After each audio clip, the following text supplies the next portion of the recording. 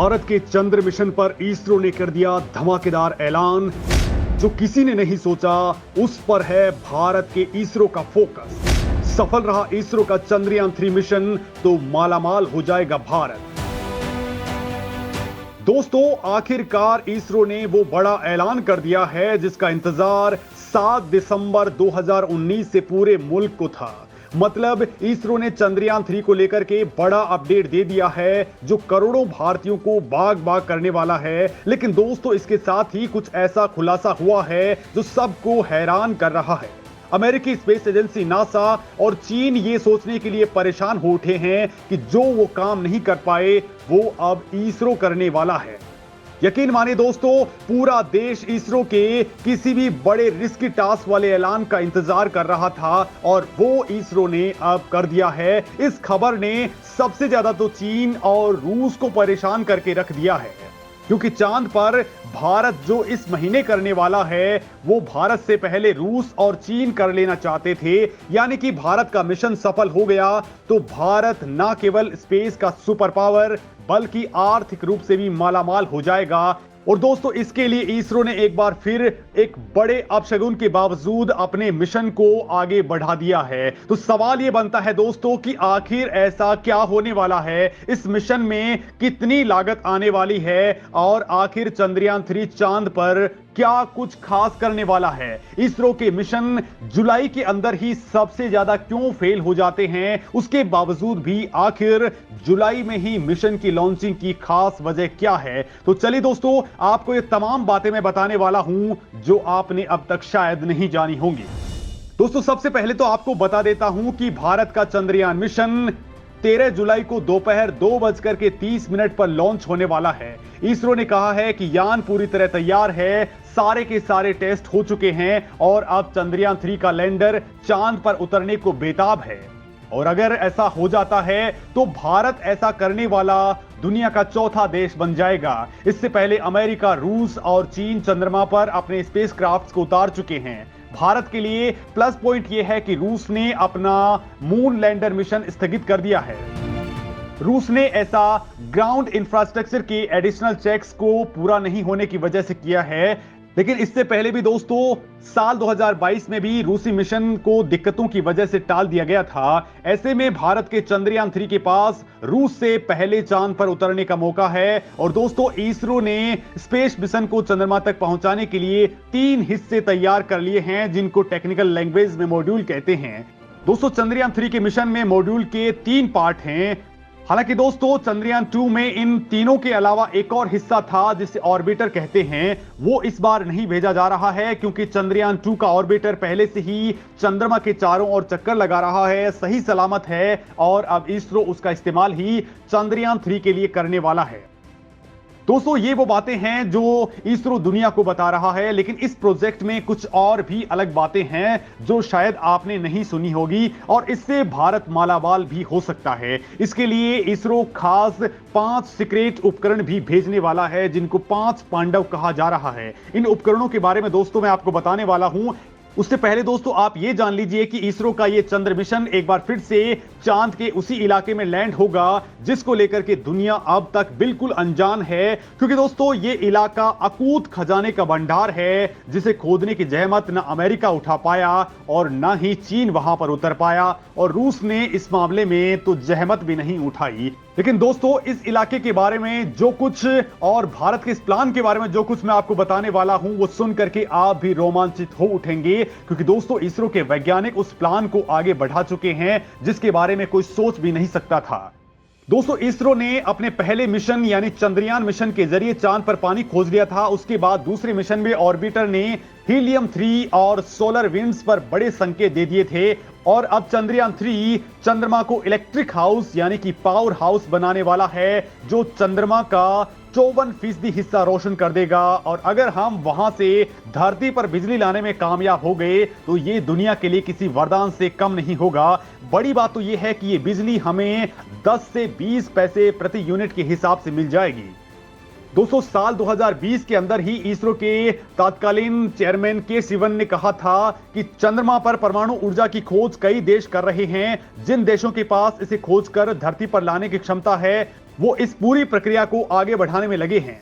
भारत इस प्रक्रिया में दुनिया के देशों के साथ में नहीं चलना चाहता, बल्कि भारत उनका नेतृत्व करना चाहता है। भारत के चंद्र मिशन के मुताबिक भारतीय वैज्ञानिकों ने अपना पूरा का पूरा फोकस चंद्रमा से मिलने वाली एनर्जी पर कर डाला है। चांद पर सोलर के साथ ही परमाणु ऊर्जा की खोज में जुटे वैज्ञानिकों का शोध अगर पूरा हुआ तो दुनिया की अगले 250 सालों तक की ऊर्जा जरूरतें पूरी हो जाएंगी। यानी दोस्तों, भारतीय वैज्ञानिक चंद्रमा पर ऐसे बिजली घर की तलाश में हैं जिसके मिल जाने के बाद पूरी दुनिया को न्यूक्लियर एनर्जी से रोशन किया जा सकेगा। चंद्रमा को लेकर के भारतीय वैज्ञानिकों का यह अनुसंधान दुनिया में अपनी तरह का अनोखा है। दरअसल दोस्तों, चंद्रमा के अपोलो मिशन से यह साबित हो चुका है कि चंद्रमा पर हीलियम 3 के अपार भंडार मौजूद हैं और ताजा रिसर्च में भी यह बात सामने आ चुकी है कि चांद पर बड़े पैमाने पर हीलियम 3 छुपी हुई है और इसलिए दुनिया के कई देश इसके पीछे भाग रहे हैं। नासा का अनुमान है कि चंद्रमा पर हीलियम 3 का 10 लाख मीट्रिक टन से ज्यादा का भंडार है। हालांकि दोस्तों, इसमें 1/4 मात्रा ही धरती पर लाई जा सकती है, लेकिन उससे भी धरती पर 2 या 3 सदियों तक के लिए ऊर्जा की जरूरतें पूरी की जा सकेंगी।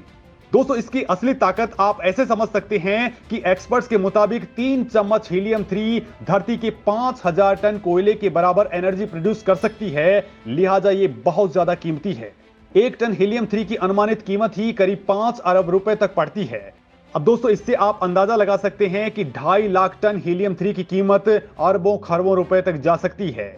यूरोपीय स्पेस एजेंसी के मुताबिक हीलियम 3 परमाणु ऊर्जा का सुरक्षित स्रोत है। मतलब दोस्तों, परमाणु ऊर्जा पैदा करने वाले दूसरे रासायनिक तत्वों की तुलना में ये रेडियो एक्टिव नहीं है, यानी इसके अपशिष्ट पदार्थ नहीं बनते हैं। लिहाजा ये मानव के लिए सबसे सुरक्षित है।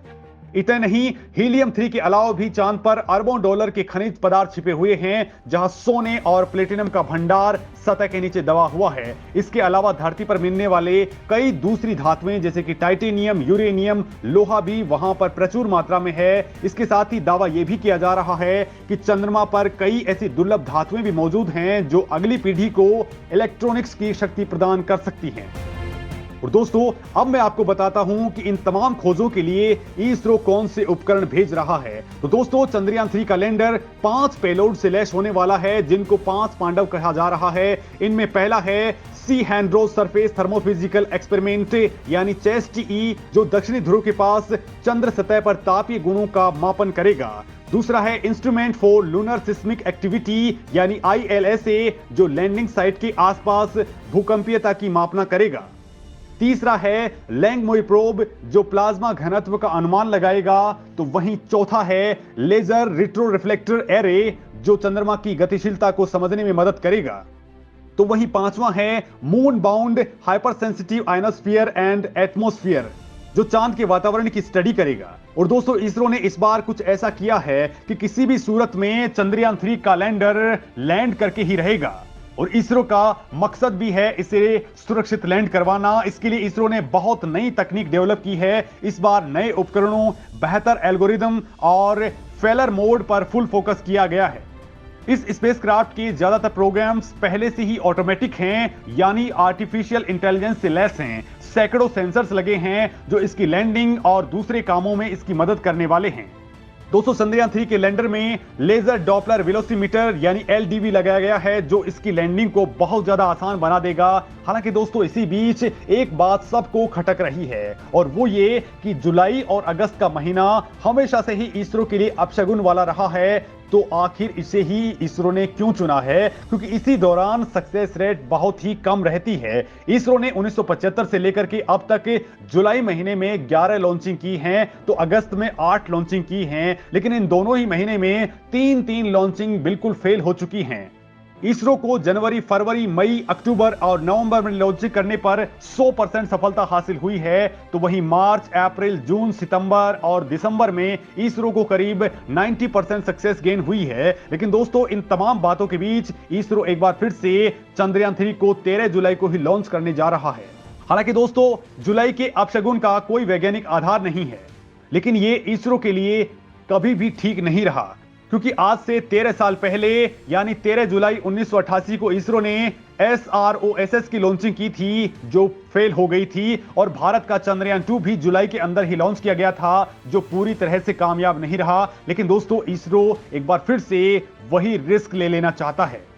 इस मामले में इसरो चीफ एस सोमनाथ ने कहा है कि हमने चंद्रयान 2 में बहुत सारी गलतियां कर डाली थी, लेकिन इस बार हमने उन गलतियों को बिल्कुल ठीक कर लिया है और उनसे सीख ले ली है। चंद्रयान 3 मिशन में दोस्तों काफी सारा पैसा लगा है। मीडिया रिपोर्ट्स की अगर हम माने तो इस प्रोजेक्ट का पूरा खर्च 1000 करोड़ के पार का है। इसमें चंद्रयान 3 करीब 615 करोड़ रुपए में तैयार हुआ है। इसके लैंडर, रोवर और propulsion मॉड्यूल्स पर करीब 250 करोड़ रुपए खर्च किए गए हैं। इस यान की लॉन्चिंग में ही करीब 365 करोड़ रुपए खर्च होने की उम्मीद है। अगर इसे चंद्रयान 2 से कंपेयर करें तो इसकी लागत थोड़ी सी ज्यादा है। चंद्रयान 2 पर 978 करोड़ रुपए खर्च किए गए थे। उसमें इसरो ने यान और अंतरिक्ष मिशन पर 603 करोड़ रुपए लगाए थे, जबकि 375 करोड़ रुपए इसकी लॉन्चिंग की लागत आई थी। हालांकि दोस्तों लागत की बात करें तो इसरो इस मामले में दुनिया का बेताज बादशाह है। दरअसल दोस्तों स्पेस प्रोग्राम्स पर दुनिया के देश तेजी से खर्चा बढ़ाने में लगे हैं। बीती साल की बात करें तो ये 103 अरब डॉलर को पार कर चुका है और आने वाले वक्त में ये 600 बिलियन डॉलर को पार कर जाएगा। दोस्तों दुनिया के टोटल स्पेस प्रोग्राम्स में अकेला अमेरिका सबसे ज्यादा खर्च करता है। उसने पिछले साल 62 अरब डॉलर खर्च किए, तो अमेरिका के बाद करीब 12 अरब डॉलर चीन ने खर्च किए थे, तो वहीं रूस ने 3.4 अरब डॉलर इस काम में लगाए। लेकिन भारत की बात करें तो भारत ने करीब 2 अरब डॉलर ही इस काम में लगाए हैं। मतलब कि भारत ने अमेरिका से करीब 30-31 गुना कम खर्च किया है। लेकिन इसके बावजूद भी भारत स्पेस प्रोग्राम में तेजी से ग्रोथ कर रहा है। भारत का स्पेस प्रोग्राम करीब 6 दशक पुराना है और हमारा स्पेस प्रोग्राम 1969 में अस्तित्व में आया था। लेकिन तब से लेकर के अब तक यानी कि पिछले 61 सालों में 34 देशों के 424 सैटेलाइट्स इसरो ने लॉन्च कर डाले हैं और अब तो निजी भागीदारी के रास्ते भी खुल चुके हैं। आज इसरो लगभग 150 निजी स्टार्टअप्स के साथ में काम कर रहा है।